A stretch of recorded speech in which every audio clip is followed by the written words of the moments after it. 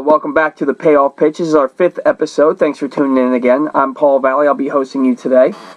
It's opening day. I'm about to be heading down to the yard myself here in just a couple of minutes. My buddy's on his way to pick me up.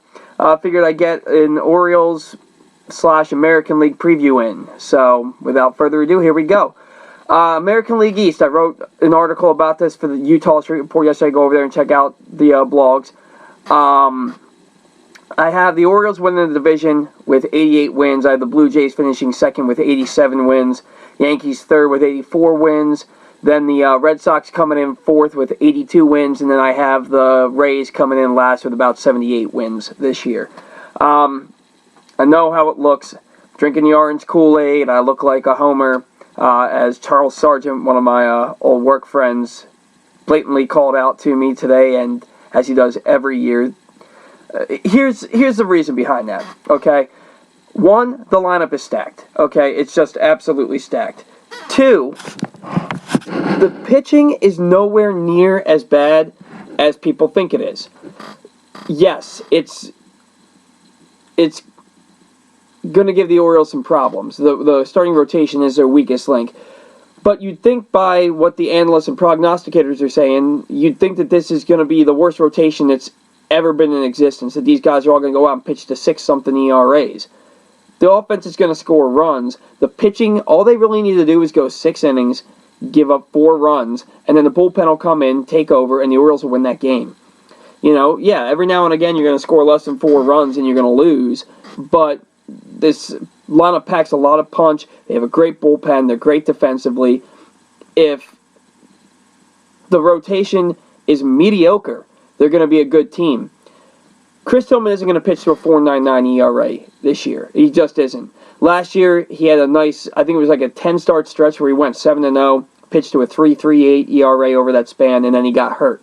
When he got hurt, he came back about 2 or 3 weeks later and didn't really recover until the end of the season when it was too late.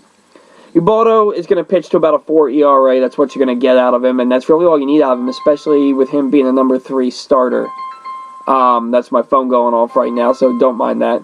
Gallardo, guy's a ground ball machine. He's going to get a ton of ground balls. I think he's got a 49% ground ball rate for his career. He's an innings eater. He knows how to pitch. The velocity may be down, but Mike Mussina won 20 games with significant decrease in his velocity. Greg Maddux, and I'm not saying the Yovani Gallardos and Mike Mussina are Greg Maddux, but these guys all learned how to pitch and were good pitchers and could do it with decreased velocity because they knew how to pitch. Not worried about Gallardo at all. Mike Wright, look, do you want a guy who's pretty unproven in your starting rotation? Not really, but he's got to get the ball at some point in his lifetime. I know he did it last year without a ton of results, but there's nothing left for him to prove at the minor league level. There just isn't. So it's time for him to get the ball and show what he can do. He's had success at every level of the minors. It's time for him to come to the majors and shine. Does that mean he's going to be in the rotation all year?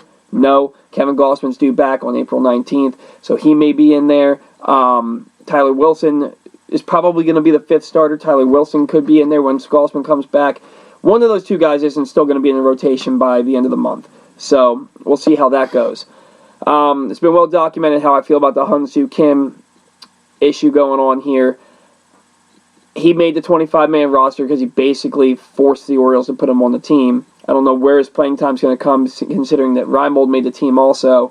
Rickard is the starting left fielder on opening day, and he's probably a starting left fielder for at least the first month to see how he does.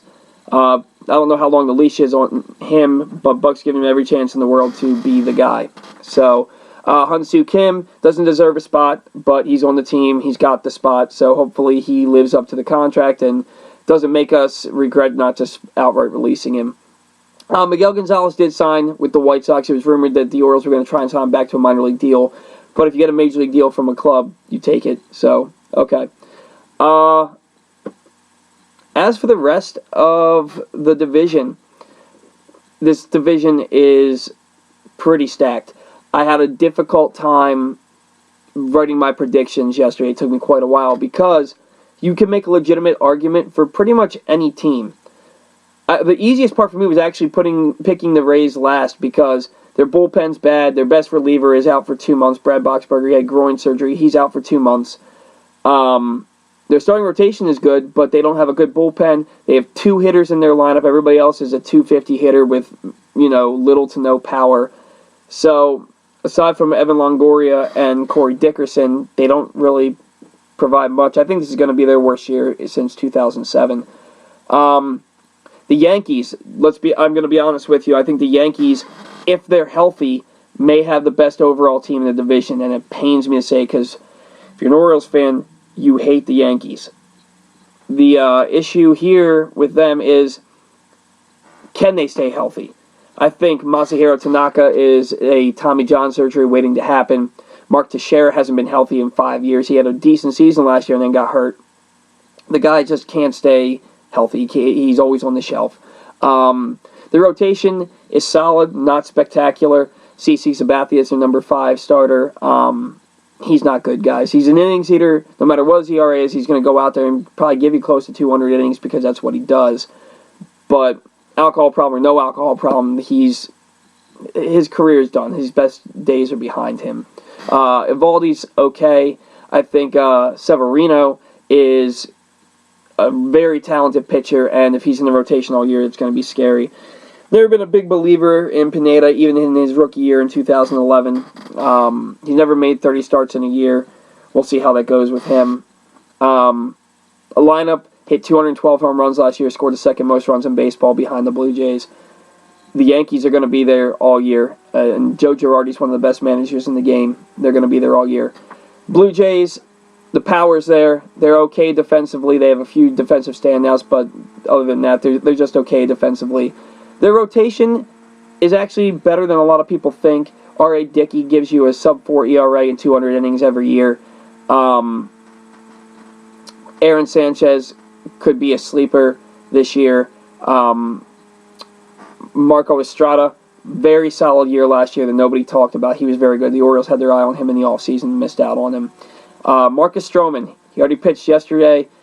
Makings of an ace. That guy's going to be good. Their bullpen, not that great. They have 3 guys in Drew Storen, Brett Cecil, and I can't remember who the last guy is off the top of my head. Their bullpen's going to be good, but not great. So, again, I have the Orioles, winning division, Blue Jays 2nd, Yankees 3rd, Red Sox 4th, Rays 5th. Here's hoping that it's a good season. Here's hoping my prediction is right. Got to get running. I think my buddy's here to pick me up. I just want to get a quick show in because I said I would. And as always, go O's. Thanks for watching.